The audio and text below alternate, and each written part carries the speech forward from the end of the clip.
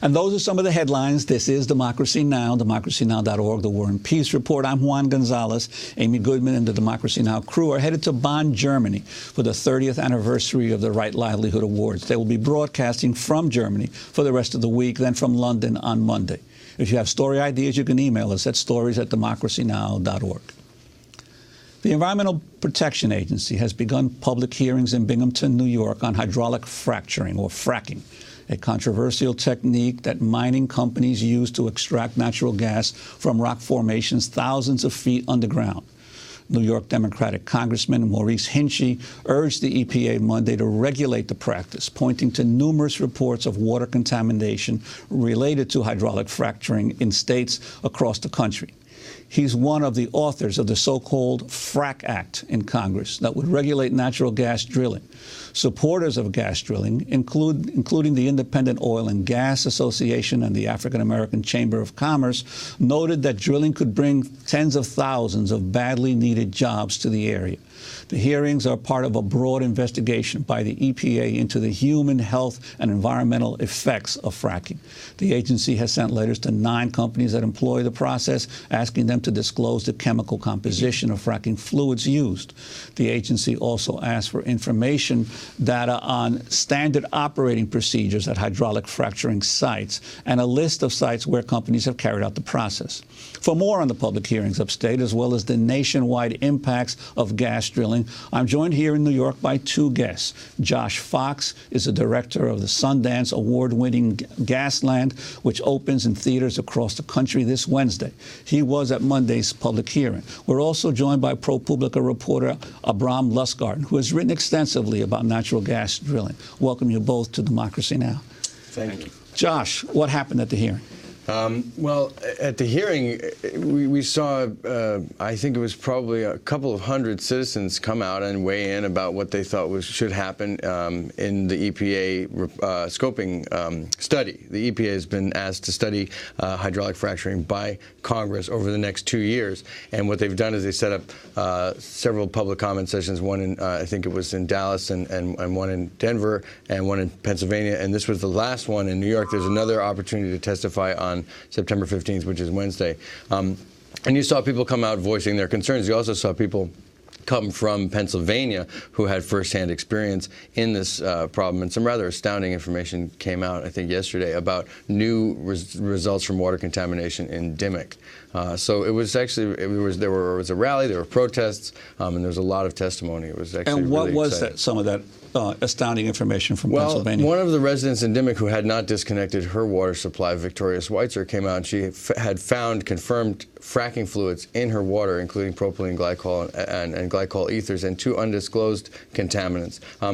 This hasn't come out so far that the actual fracking fluid was in people's water in Dimmock. They had drilling muds in their water, they had gas in their water, but this to me was really a shocking moment. Well, Abrahm, you've been covering this. You're one of the experts in the journalistic community on fracking. Give us a quick summary of what the process is and what the concerns are about it. Hydraulic fracturing enables gas companies to access a deeply buried reserve that's trapped thousands of feet underground, like tiny little bubbles frozen in rock. And the fracturing is essentially to stimulate that rock. And they pump, in the case of East Marcellus Shale, millions of gallons of fluid mixture that's chemicals and water and sand down there under enormous pressure. And it literally fractures the rock and releases all those little bubbles of gas so they can flow back up and be produced. The question is, what happens to all of those chemicals as they're being mixed on the ground, when they get pumped underground, and when they're taken back out as waste, as a byproduct from the drilling? And what has happened in some of the areas, especially out west, that you have reported on? Well, anecdotally, as you travel around the country, you see consistent patterns of contamination. People have methane in their drinking water. People are able to light their tap water on fire. Numerous folks that I met with had their wells explode. There are contaminants in drinking water wells in some places, and there have been hundreds, thousands of spills involving fracture fluid or fracture fluid waste that have left benzene and other carcinogenic contaminants in streams and small lakes and in drinking water supplies. Well, Josh, in New York State, especially here in New York City, there's huge concern because so much of the New York City drinking water comes from upstate and has always been known as an extremely clean water supply for the people of New York City. Well, for New York City, it's the largest unfiltered water supply in the world. And I wanted to draw attention to what's actually happening in New York. New York State Senate passed a moratorium bill at the 11th, actually it was at 2 o'clock in the morning, and the Assembly had gone out of session. This was in, I think, the beginning of August. And this is the only state government or significant government that's moving towards passing a moratorium. And the pressure is right now on Sheldon Silver to bring that bill to the floor in the Assembly and on Governor Patterson to sign it. It would be the first time that something like that has happened. And I think all eyes are on New York right now. And there were a lot of calls for that at the EPA hearings yesterday about the moratorium bill in the Assembly, but also to ask the EPA to step in now to start regulating this process now, even before their study, because what I've seen in touring with the film all over the country, and as I'm sure we'll get more this week in New York, is that people are incredibly concerned, and there are contamination stories, and there is a frustration that there hasn't been enough science, that this detective mission, which is taking place in so many places around the country, especially in Pavilion, Wyoming, and in independent citizens investigating like endemic, that there is the need for this federal investigation to speed up and to stop the suffering that's been going on around the country. And so there were a lot of calls for that. Well, Josh, let's turn to a clip from your documentary, Gasland, about the chemicals used in fracking. This clip features Dr. Theo Colborn. We've begun to look at what's being used to drill a well, data that the government should be collecting but isn't collecting. We've been able to get our hands on some of that. Because of the exemptions, fracking chemicals are considered proprietary, like the special sauce for a Big Mac or the secret formula for Coca-Cola. The only reason we know anything about the fracking chemicals is because of the work of Theo Colborn. By chasing down trucks, combing through material safety data sheets, and collecting samples, Theo has identified 596 different chemicals in 900 chemical products. Every environmental law we wrote to protect public health is ignored. But the neurological effects are very insidious. 3 years ago, I started getting really dizzy. At first, you may just have headaches. Then the next thing, you might have ringing in your ears. I thought I had an inner ear infection. I went to my doctor, and she's kind of, your ears are clean. Or you may be a little disoriented, or you may feel a little dizzy. So they sent me down for a CAT scan. But eventually, you may feel what is called peripheral neuropathy. And when you get to this stage, you have irreversible brain damage. For the last 4 years, I have these lesions in my brain. Don't know where they came from.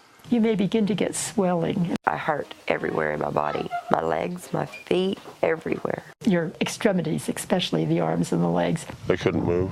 I couldn't reach my face to eat. And never know where the pain is going to be. The pain can be excruciating.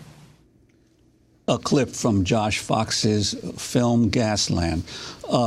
Josh, the issue of the chemicals and the reluctance of the industry to divulge what it's using. Yeah, well, this is the big detective story here. I mean, it's very hard to test for something that you don't know if you don't know what it is. The EPA has actually had to invent tests to find chemicals of a certain chemical class in Pavilion, Wyoming, where results have just come out that there are these fracking chemicals in people's water wells.